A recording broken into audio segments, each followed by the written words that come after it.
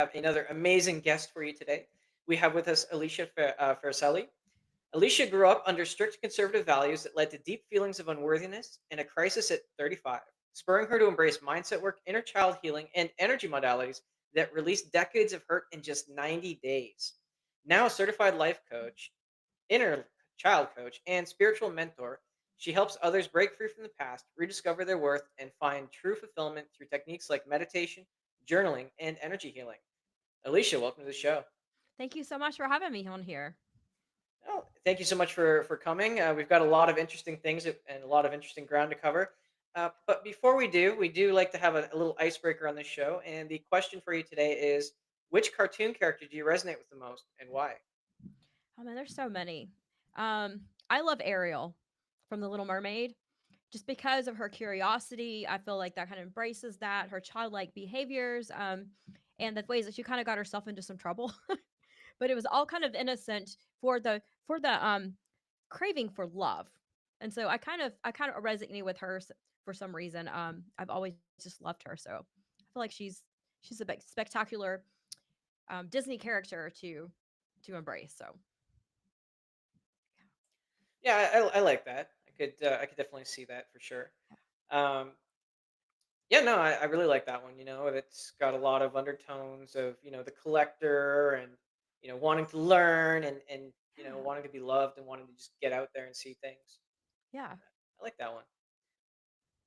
So Alicia, let's sort of slide into it with something here, and it is the question that we always like to ask is, what is procrastination to you? Like, Mm. how do you define it, and what does it mean to you personally? Yeah, so procrastination to me means that typically when I'm finding myself procrastinating for something, it's because I think I'm not good enough to do it, to be successful, because it's not going to be perfect. And so if it's not going to be perfect, then a lot of times I've found myself in the past holding myself back from even getting started. So it's almost like this freeze, like, your nervous system, my nervous system just kind of freezes. It's like, well, it's not going to be perfect. People might judge it. So therefore, I probably shouldn't even start it. Yeah. That took a lot of digging and deeping, digging and digging and digging and working on myself to figure out that's why I procrastinate. Also, having diagnosed with ADHD, so as ADHD people, we're kind of known for procrastination because we get into a habit of starting something and then we get distracted, and we get distracted, and we get distracted, and then we get overwhelmed because it's not going to be perfect, and so we shut down and we procrastinate finishing the project. So that's been in my history before for sure. Mhm. No, thank you for sharing that, and it's very true, and distractions are a big thing, definitely. For everyone in general. Uh, we know that there's no like real silver bullet, no real one cure all, right? But what's been your secret sauce for overcoming that procrastination? I mean, I had to really figure out why I was doing it and realize that it was perfectionism. And where does that come from? That comes from my inner child. So, doing a lot of inner child work and just realizing now it's like just get started, and just take the first step. You don't have to go from 1 to 0, from 0 to 20 in one time, step 1 to 20. You can just do the first little steps. So, I was able to kind of back off and realize I need to do little baby steps. So now that's what I teach and I actually coach myself through is like these little baby steps. Let's just get started. What's step number one? What's then okay, what's number two? And by the time I know when I get into the flow with things, then I get going. If I'm procrastinating on a work project, it's probably because it's not in alignment with what I really want to do. I'm feeling I'm having to do it because either one, it worked for somebody else, or it was told to me that I should be doing it a certain way, or I saw somebody else doing it. It looked exciting at the time, but it really wasn't something I really wanted to put forth my effort. And it's not on a laziness portion. It's more of a it just wasn't worth it to me to do the work when I could be focusing on other stuff, which would take me distracted away from my main focus of doing other things. So if it doesn't align up, and I feel like procrastinating throughout it and not doing the steps to it, I sit back and look at myself and I really really deeply question and ask myself, why am I doing this? What's my intention behind even starting this project? Now procrastination for like laundry and stuff too used to be a huge thing. Now I'm just like, you know what? I'm just gonna do it because if I do it, man, I'm going to feel better about the laundry being done. I mean, I've always been pretty OCD about the dishes anyway, but general chores and stuff too. It's like if I get started and I time block that off of my calendar. Well, I have 15 minutes here in between calls. I'm just going to knock this laundry out. I'm just going to go knock it out and do it. Again, it's just that first step. Let me just get the laundry out of the out of the laundry basket and put it on the bed and start folding. Let me fold the first piece, and if I don't feel like folding the rest of it, I won't. There's never been a time I haven't folded the whole thing because once I get started, I have to finish it. Interesting. I like how you break that out, and you're right. Just following that Newtonian law, right? An object in motion tends to stay in motion until acted upon Yeah, by an external force. yeah. No, that's a little bit too sciencey, but you did touch on something else that was interesting to me, and I wanted to get your take on it, especially since you're specifically an inner child coach. Now, I have my own preconceptions on this, so I'm going to just sort of erase that, and I want to hear it from you. Um, when you're talking about the inner child, and when you're working on that, Mhm, how much does those formative years, let's say between the ages of 0 and 9, mhm. really impact your development and your core values? It impacts it so much more than we actually want to. Most people want to admit that. I find most people walk through life and they're like, "Well, I had a good childhood, and that was just in the past. I need to move forward," which is true. It is in the past. You do need to move forward, but you can't move forward sometimes until you have to go back to the past and start to relive the things of patterns of why you're doing certain things that you're doing. 0 to 9, I think, is, and even I'm going to go a little further, as I think in the mother's womb, the stress and emotions, and there's lots of science coming out behind this, which I'm absolutely love to tie all this back in your mother's womb, and in the genetics being modified through parents, through their stress levels on and through the mother's womb into the child. And so I think that a lot of it can start from that portion of it. When you're born, maybe you have a traumatic birth coming through. Maybe things like that too. So you can go a little bit further back to start some of the things that have impacted our first views of life, which has really impacted our adulthood. So if we go through and say for the ages of you're I mean, I was actually using the example too is imagine that you're for a baby and you're crying in your crib and none of your parents or your caregivers or whoever is, taking care of you doesn't get to you in time and you feel neglected as a baby. That neglect is still sitting subconsciously inside of you. Now, it doesn't mean that your parents did anything wrong. Maybe that was their parenting style that they wanted to for certain reasons, or maybe they just couldn't get to you at the time. I mean, they're all human beings. Your parents are human beings too. So we have to look at that portion of it. But that neglect goes on. So throughout, say from that time that you're a baby, and then when you turn two, you're two, your mom doesn't pick you, your caregiver doesn't pick you up whenever you wanted to be picked up and cuddled. And they told you, maybe they said, be quiet. Maybe you're in the middle of a store or for me, like a church service or something, and you were told to be quiet. But you're as a child, you don't really understand because your only communication is to get attention. And the way you get attention is to verbalize it usually or to act in a certain way. And so you don't quite understand. And that's kind of where the parenting starts to come in to teach you the ways that are acceptable to your parents' standards or whatever they think the societal standards are, the way that you need to behave. Now, I'm not saying this is all bad at all because it's multiple layers here to it. But imagine that 2-year old. So then you have the second neglect thing that's subconsciously inside of you. Even if your parents picked you up, I'm saying your parents, maybe you had caregivers, your grandparents, whoever, your caregiver picked you up. Maybe it was 5 minutes later. You still have that neglect. Now imagine going to your 9 or 10. Imagine you're in school and I'm just saying you're struggling. This is not technically my childhood. I'm just using scenarios here. Imagine you're 8, 9, 10, and you're in school and you're struggling in say math or science or something, and you're bringing home grades that are less acceptable to your parents, and you get in trouble for that. Or imagine your teacher is not communicating and teaching you in a manner and a mannerism that you learned with, because everybody has different ways of learning that they resonate better with. And unfortunately, as we're in stuck in typically most kids are stuck in schools that teach you one way. So imagine if you have dyslexia, you have some other type of learning. They call learning disabilities. I think it's a learning gift in certain ways. Um, Imagine you have that and you're not getting the attention that you need from growing up. There's neglect too.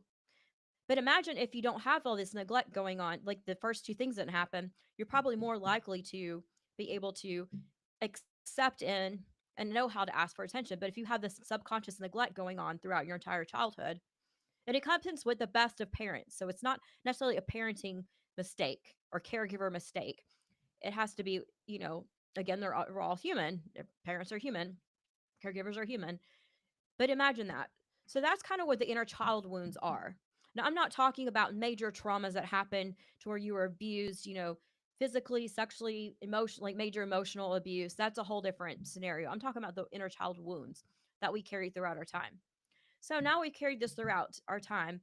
We go through adolescence, and what happens in adolescence? You start to discover um, your sexuality. You start to discover your attraction to certain other people. Um, what if those people don't receive that, give you that same likeness and love back?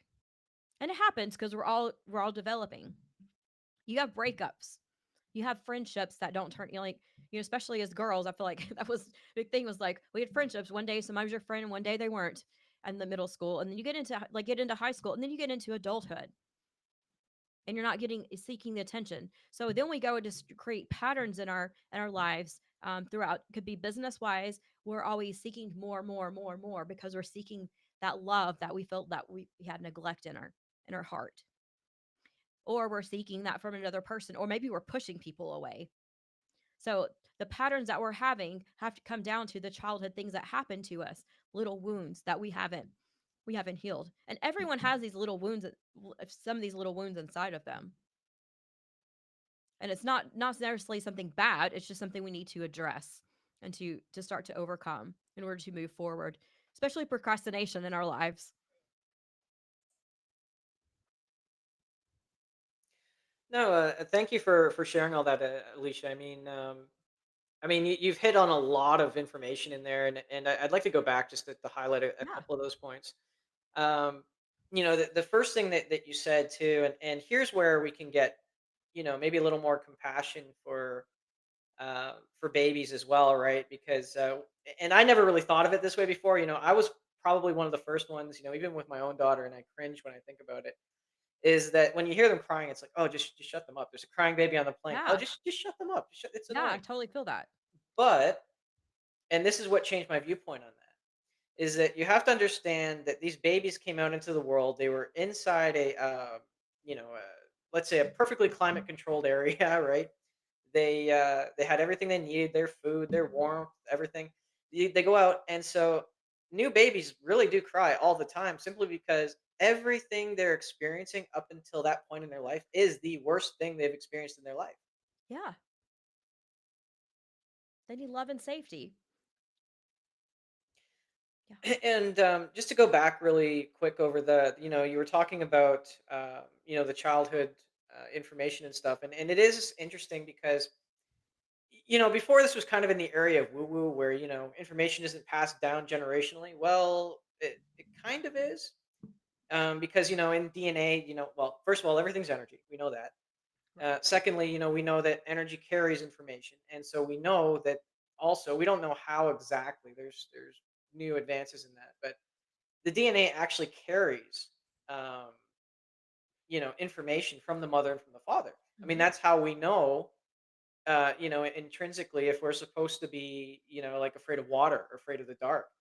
Some of these things, if we've never been exposed to it, and yet we have those predispositions. Yeah. So, obviously that comes like that, right? Um, and sort of the last thing, I want to kind of give this back to you too, because one of the things that I was thinking with coral child wounds, and it's something I deal with every day with my own daughter too, is that the world is so different. I mean, they're inundated with information, inundated with social media, inundated with, stimulus pretty much 24/7. Yeah. What do you think that is doing to child wounds today as compared to, say, child wounds of, I don't know, 30 years ago? Yeah, that's a great question. And again, this is kind of all opinionated, based, and then some of the stuff I've did a lot of kind of research behind it. I think our children today are so inundated and they're almost numbing out through technology, and I'm not children aren't the only one doing it. I find adults probably doing it, if not more. We're numbing out. We're sitting on our phones, we're scrolling, we're playing games, we're on Facebook, on Instagram, Facebook, wherever platforms they are. We're watching videos. We're feeding into all the chaos going on in the world, and we're numbing out. We're watching Netflix. We're watching all these shows that really don't have a meanings and purpose to them and really give any type of value enrichment in our lives. And I'm not saying that's bad because sometimes we do need to numb out. We do need to give our minds and our brain a rest. And I'm not at all criticizing that, but we are definitely numbing out. And we're teaching our kids from the day they're born that, hey, it's okay to numb out. It's okay, to do this. And I'm absolutely not criticizing parents at all because I feel and empathize with you. But we're giving our kids tablets when they're pitching fits, when they're doing things, or we have to entertain them. Kids are not entertaining, and my kids are in their 20s, so they were at the very tail end of the I call the tablet the generation. They were in the old enough to, I guess, have phones in a to be able to use them and talk and make calls and be on their own more. Um, but now we're just giving kids when they're 2 and 3 years old, here's a phone or tablet. Go numb yourself out. Don't Let's not have a conversation around why you're pitching this fit, or what is your actual need. They're not even taught what their needs are. And again, I'm not criticizing and judging parents for this because if I was a parent today, I would probably find myself doing it at times too. But instead of, having the kid do something creative or something fun, we're giving them a tablet. We're giving them numbing tools to numb out. And so what does that create when they're going through life? They don't know how to regulate their emotions. They don't know how to dig into their emotions. So we've had a whole generation, and I'm called almost the boomer generation and above, that have taught the younger generation, and I'm calling myself the younger generation, I don't feel that young, but to not express their emotions, because you don't express your emotions. You hold it in and you move on and you keep going. That was their survival mechanism. Maybe not the boomer generation, but the generation I call it, think it's the whatever. That was their coping mechanism, their survival mechanisms that they had to have because they were in the Great Depression. They were working. They had, imagine all the things that revolutionizing going through, they had to deal with. So that was passed on to the boomer generation. The boomer generation took that, and that was their parenting style because they didn't receive the same type of love and affection from their parents, so it got passed on. So now, what do we do as parents? And we're getting to the Gen X or Z, whatever that is, and the millennial generation. That's the parents now, majority of the parents. What are we doing? We don't know how to absorb our emotions, and we have not been taught to take care of our emotions and to let them process through us, and to that emotions are okay. There's nothing wrong with being angry. There's nothing wrong with being sad. There's nothing wrong with it. It's just an emotion. We haven't been taught that. So what are we doing? If we don't know how to do that, we can't teach other people how to do that. So then we're giving these vices and these things to the kids going down. Numb yourself out. And we're doing the exact same thing as a society. I'm talking worldwide. I mean, majority probably more Western worldwide is what I'm talking about. No, what you're saying is absolutely true. And again, I've been guilty of it. And one of the things that I like to tell everybody in general is that we do the best that we can with the information Yeah, that we have on hand. I mean, whether absolutely. it's incomplete or outright wrong in some cases, we do the best we can with what we know. Because I mean, nobody sets out to do like, I know this, I'm going to do what's absolutely the worst possible thing I can with this, right? Yeah, And the example that I like to give is actually doctors. Might not be a great example, but I say, well, you trust doctors to some extent, right? right. And back in the 1950s, they were all behind Marlboro and Camels, and all doctors smoked Camels. And then then the 1960s, 70s rolled around, and they're like, um, there's something here. They might be, they're not healthy, definitely, but maybe they might be making you sick. The 1980, like, we're seeing some causality here, maybe. And 1990s, like, oh, my bad. We're giving you cancer here. Here's a little sticker on a pack of smokes. Don't do it. Yeah. And now you see a decline in smoking. And I'm talking in the Western. You go to Europe and you see tons like most people. You see a lot more like cigarette smoking going on there than you do. It's typically the U.S. I'm sure Canada and the other multiple areas.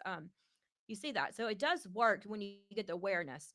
The first key is we have to have an awareness, and being once you're aware of things, that's when the changes start to take place, and when you're going to want to start to take place. So if you don't have an awareness to it, and so that's why I tell, especially parents and ourselves, like things that we've done in our past or we've gone, we shouldn't have guilt and shame associated with us because, like you said before, that's how people all the time. We do the best that we can with the information that we're given, with what we know. Your parents did the best that they could. Most parents did the best they could, and their caregivers to provide for what they knew how to do that. They were their fears put into side, and especially in my case, put into place. All their kids, they didn't want you to get hurt. They didn't want you to do this and do that because they didn't wanted the best for you. Doesn't mean it was the best for you, but if we come from that and seeing that was their state of mind, we can start to have a little more compassion for it. But if we don't have compassion for that, it's hard for us to start to heal from it. So we have to kind of look at it from their other people's points of views as well. So yeah. You hit on something that it's a very big topic, and it's a topic of a lot of debate amongst coaches, therapists, psychologists. I've bumped into this a lot myself, and it seems like, and maybe, I'd like to get your take on it. It just seems like humanity as a whole, and I'm not saying everybody, because there are some people that are very, very self-aware, very young. Hmm. I myself wasn't too self-aware until even up to like 5 years ago, and I'm still getting it right. But it seems like we need to have some sort of catalyst, some sort of like horrendous thing for us to even start looking at ourselves. But I'd like to disagree with that. And if somebody maybe isn't aware of something, how would you say, or what would be something they could do to start to get that awareness? I think we all have a degree of something that we're not happy with in our life. Um, Deep down, I think we all have something that we don't like about ourselves. Deep down.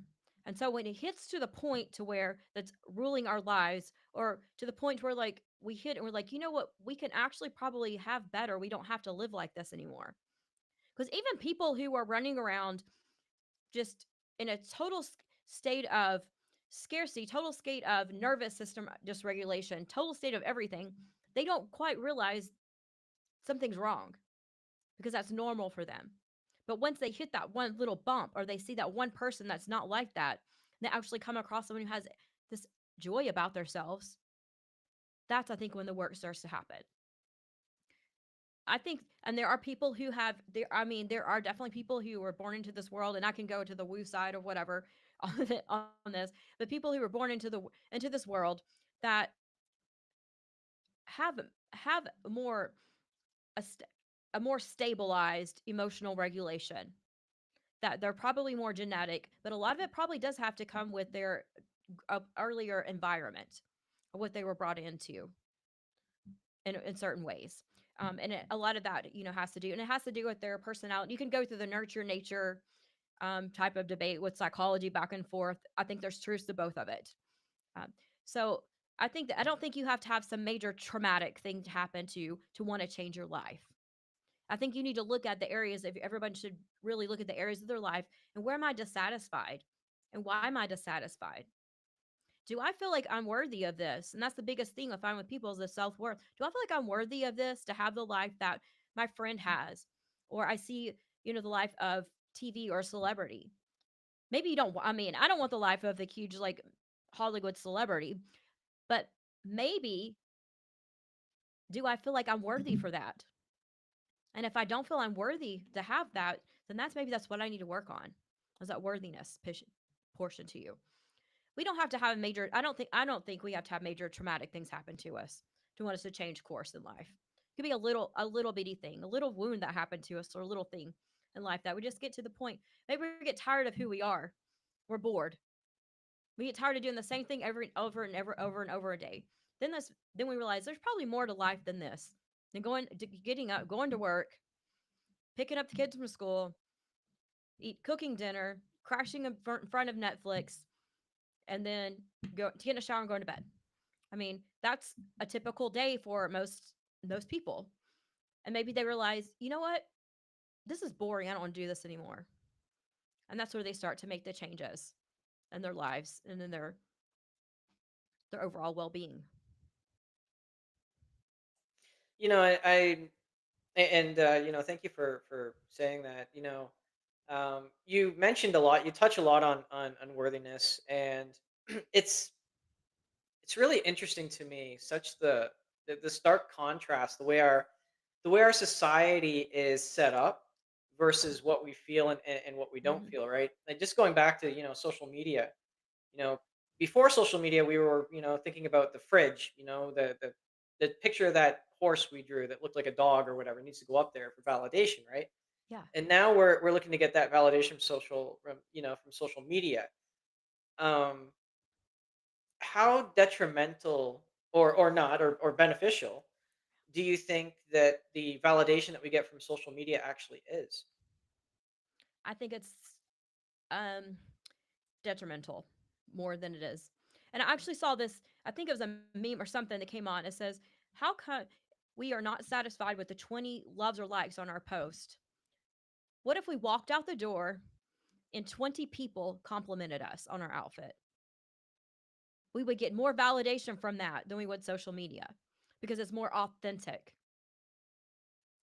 I think people are craving the authenticity of of the community, and they're craving that. They're wanting that type of validation over somebody can get behind a computer and just spout something off, or spout, like something, or like their photos, or compliment their stuff. And what we don't realize, I mean, what we're actually starting to realize is our posts are not being shown half the time. People aren't seeing those posts, so we think if nobody liked it, or 3 people liked it, then I'm not worthy. I'm sorry, Facebook or Instagram or TikTok, whatever, just didn't show your post probably if it was valuable. Nor does that mean that it's anything to do with you. How many times do you go and like every single thing that you like going down? I mean, I don't. I'll comment a couple things for the algorithm. I try to stay off of as much as possible, but just for my own emotional well being. But we tie so much into our worth, into what other people think, into what we have. And then we're on social media. And then we're looking at Sally got a brand new Mercedes. How come I'm not worthy enough to have a brand new Mercedes? They don't have enough money to buy a brand new Mercedes. That means I'm not good enough. Or this person's kid won this award, or your person's kid or went you have is it a doctor now, or this person did this, they got their new house, they had this vacation, they did all this job, and then we're comparing ourselves to everything that's good. But what people are not posting, which you do have some people who post way too much, honestly, but what people are not posting is the argument they had with their spouse. They're not posting the meltdown their 3-year-old had in the middle of the grocery store, and how they may be posting that, but they don't how they yelled at their kid, or how they lost their temper, or how they did that. They're not posting that. They're posting pictures of that little 3-year-old looking cute and pretty and all the cute things it does, he or she does. So you have to take that's not authentic. There's really nothing much on social media that's not authentic. And so I challenge everyone to be more authentic actually on social media. To give yourself a little vulnerability to it within your comfort level. But go out and have conversations with people. But validate your own self. Validate your own self. And it starts with gratitude of what you already have.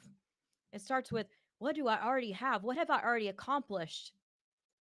That's I don't want to say your worthiness is not within your accomplishments, but that's how you start to see that. Start the gratitude of, you know, I am so amazing that I am on this earth. I'm so amazing that I was chosen to be here, or I chose to be here, or whatever. I'm so amazing. I know how to read and write if you know how to read and write. I'm so amazing that I can see these colors, even if you can't. Just things like start to take for granted. I mean, start not the things we take for granted. If you have one arm, I'm so amazing I have an arm. and be so grateful for that arm and be so grateful for your body and what it does for you. But your worthiness is really connected into your purpose. And I call that your soul and your spirit of who you truly are. Because you can't take that away. You can take away social media, you can take away the cars, you can take away the kids can go away. Everything can go away. So if you've tied your value into those things, what do you have left? That's why you see people that have everything taken from them and they really, really, really get down the core of, you know what? I know who I am now because everything was taken away from me that I valued in my life. You see people in impoverished countries that are happy and joyful because that's coming inside of them. They're finding that inside of their self, inside of their soul. They're not finding that validation from their friends or for community is super good, super beneficial. You need that. They're not finding that. It doesn't matter if their friends tell them they're ugly. They're like, okay, cool, I'm ugly, but I'm still valuable. I still have value to my life. I still have good things. My values it was in the love that I give to other people.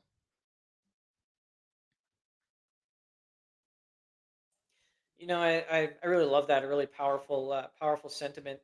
Uh, and as you were saying that, something came to mind too. Just going back onto the social media, you put something up and you don't get, 1,000 views or 10,000 likes right away, and all of a sudden it's not, excuse me, it's not valuable or it's not worthy.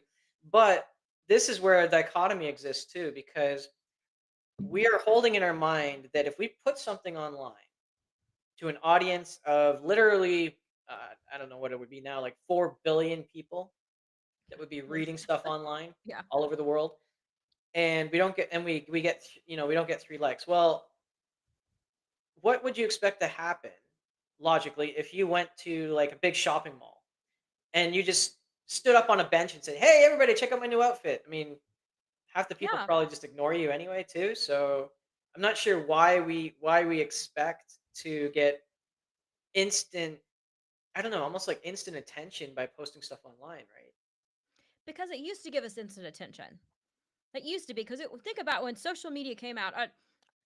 It was the biggest thing, and people got attention from it because oh yeah, wow, and they told everybody told you what they were eating when they went to the toilet, every time they took did whatever. I mean, think about the days. I'm going dating myself here. That's what Facebook used to be. I think Facebook was like the first one that really got big, or MySpace or whatever. That's what it was, and that was you only accepted your true close friends. And as we grew, I mean, I couldn't tell you, I probably know 500 people, maybe 1,000 out of my 5,000 friends on Facebook. I know personally. We've got it's so impersonal now. Now it's a social stance platform that we're acting like a bunch of celebrities out there and expecting to get the same paparazzi as a celebrity. But we don't want to face the consequences of that. I mean, think about all the bashing that goes on with celebrities. They post a picture, doesn't matter what it is. They could be fully clothed or fully naked or whatever. And they could be feeding their kids or they're going to get criticism no matter what on it. And we're putting ourselves in that place that we're that I'm not saying they're any more important, but people look at reverence us that in that way. It's kind of strange to me. Now that I'm just kind of thinking it through, I'm like, that's really strange to me how we expect that. We expect people to like our stuff. We expect and we feel acceptance from social media. But when we start to look at it, and I love to use this example when people that worry about what other people are thinking, like all the time, they're like, well, somebody, if I walk into a place, they're going to look at me and they're going to think I'm weird. People are more worried about you thinking about you thinking they're weird than they are about you. They may look at you, they may be looking, yeah, he's that girl, she's a little strange. I'm just not going to have it like and move on. They're not sitting there analyzing you and breaking you down and tearing you down the way that we think that they are. They don't care. People are self-absorbed, so self-absorbed right now that they don't care. All they're thinking about is what are they going to say next, or how am I coming across as other person? Are they going to like me? That's exactly what people are thinking. And so we have to stop worrying about what other people are thinking. We have to stop worrying about our social media stance. We have to start worrying about this stuff. We have to start blocking that out because that is not truly who we are.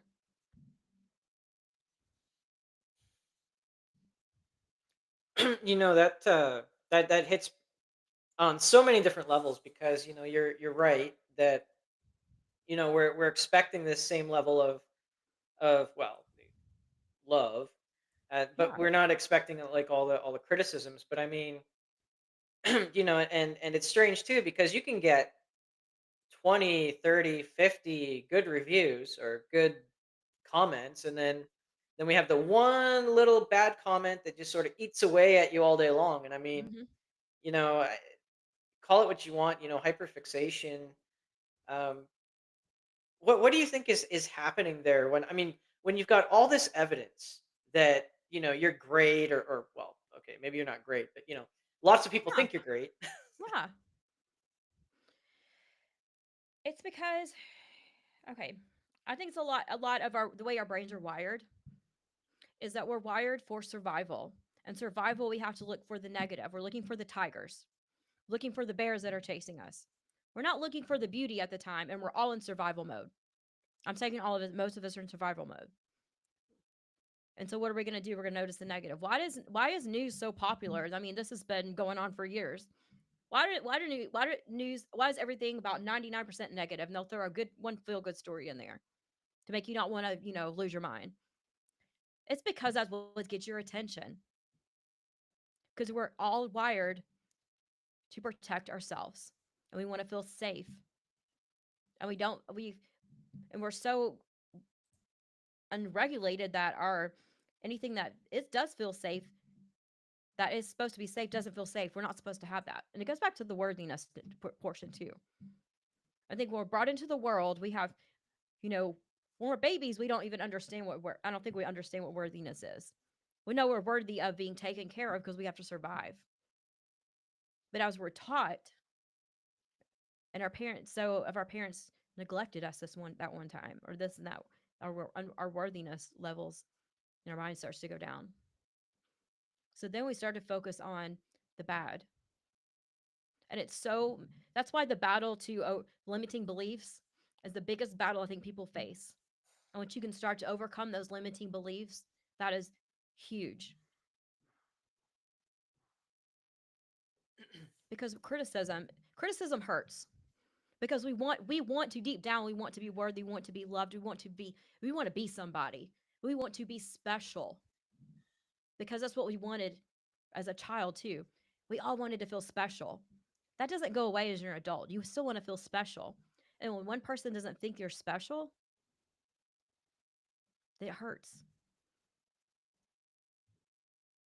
And we trust that one opinion over all the other opinions for some reason. It really baffles my mind. And I'm not to say that I don't do the same thing at times too. It really baffles my mind that, but I think that's really kind of our wiring too, as a safety mechanism, as a protection mechanism, back from the Tiger Day, coming down. Yeah, No, it's definitely a good observation because when we were running through the woods naked and afraid, yeah, every little thing would kill us, right? Like the snake, or oh, this guy he fell off a cliff, better not go near cliffs. Or yeah, this guy, he got bitten by or he got eaten by a tiger, so therefore, you don't like tigers. But we don't have any of those right now. But one of the things that was pointed out to me too is where all this sort of takes place in that back part of the brain, mhm, that sort of survival mode part has been active for, I guess, what, like 150,000 years, something like that. yeah, And we've only really had the reasoning or the regulatory portions of our brain for about 20,000 years, something like that. mhm. So, I guess one would hope that over time this would become less and less. But, But we're I in a guess, society that totally bringing us down. If you turn on TV, what is it? And you got in the U.S. you have pharmaceutical commercials that telling you that something's wrong with you, and you'll start finding symptoms. You find commercials for beauty that you're not beautiful enough. You find commercials of you're not cleaning your house enough. I mean, everything. There's no commercials, really, very few commercials that tell you that you're doing well, you're doing good. But you need this, that we're gonna save the day for you. Like if you buy this product, you're gonna find your worth. That you're gonna be worthy enough. You're gonna be confident enough. If you buy this Coca-Cola product, You're going to look sexy enough. That's exactly what marketing is, and it works. And it works for a reason because we've allowed it to. We turn on the news, what's happening? We're in doom and gloom all the time. We get on social media, it's the same thing going on. And so we go outside and we listen to talk to our friends. And what are they doing? Those conversations. If you sit around the water cooler conversations, or you go to happy hour, or you go to dinner, that's why it's very important to select who you surround yourself with. But most people are going and they're going to complain about their job, their spouse, their kids, or their life. I mean, it's complaint after complaint, complaint. So if this is completely fed into your mind over and over and over again, what's the natural reaction? Is you're going to look for the bad. You're going to look for that because that's what your brain is wired and trained for. The great thing is we can undo that. We can start to unravel this stuff. And it first of all, I think it starts with surrounding yourself with the people and the media and all the things and limiting all that and surrounding yourself by the most positive. I'm not talking toxic positive. I'm talking positive things that are truth and love and light inside your mind. I mean, people do that for 90 days. I've seen my clients do it for 90 days. They cut that off. I've one client lately. He's like, he wouldn't even live in the U.S. He cut the news off. He's like, I feel so much better. And within a couple of weeks, I'm like, yes, because you're feeding your mind this stuff over and over again. We used to watch the news for the weather or for the local news, things that are coming up. You don't do that anymore. You can get on the weather app. You can get on the other stuff. There's not really an excuse to be able to watch the news. To me, there's no excuse for anyone to sit and watch the news over and over again. That's a very powerful observation, for sure, because we tend to do that, all that negativity, and we just hone in on it, and they monetize it. Yeah, so that's a little bit, Yeah. scary, but uh, Alicia, this has been a very good conversation. A lot of great points. We are coming up pretty close to the time. Is there anything that you wish that I would have asked but didn't ask, or anything that we didn't cover that you feel we should have covered today? Um, no, I mean, I just want people to know that they're worthy, and it's a scary step to start the healing process of anything that you want to heal and want to overcome, but it's so worth it. And to not give up on the process when it gets tough and hard, and don't shut down, and to seek the help that you need. You don't have to do it on your own. You do not have to. You don't have to sit there and wonder how to do it. There are plenty of professionals, plenty of people out there that are willing to help you walk through that journey. So, Excellent. Well, again, Alicia, just before we go, what would be the best way that our listeners could, reach out, learn more about you, maybe ask some questions? yeah, my website's the best way, aliciafarricielli.com. On the very top, there's a book a call link. You can book we'll talk about like 60 minutes or so. If you just want to call and vent to me and I'll listen to you, that's totally fine. But you'll get kind of a free 1 hour coaching session. I'll give you a few things to walk away with. If you want to continue to work with me, that's fantastic. We'll talk about how that works. I do have a virtual workshop for single women coming up that and it's all over the world. Whoever wants to join in, it's $99 for a 4 hour workshop. It's like I probably will never offer this price again. We're going to talk about the reasons why you feel you can't find love, why you don't feel value, and all the relationship patterns that you have been going through and how it's tied into your inner child. You're going to have so many steps to walk away with, things to think about, to work on, and to start to find the love that you actually deserve in your life. And it doesn't have to be romantic love. It can be, friendships. It could be relationships with anyone. That type of love. If you're coming across any type of struggles with that, definitely reach out and send me a message and I'll send you the information. And that is on April 5th from 10 to 2 p.m. Central or Eastern time in the USA. Excellent. Well, thank you for that, Alicia, and to all our listeners. Don't worry. Don't grab a pen and paper. We are going to have that in the show notes for you, so it's going to be easy to find. And once again, Alicia, just thank you so much for your time and for being on the show. And to all our listeners, thank you again for tuning in. And just remember, if you can't find that motivation or inspiration for yourself today, maybe just go out and try to be that motivation, inspiration for someone else. And we'll see you again next time.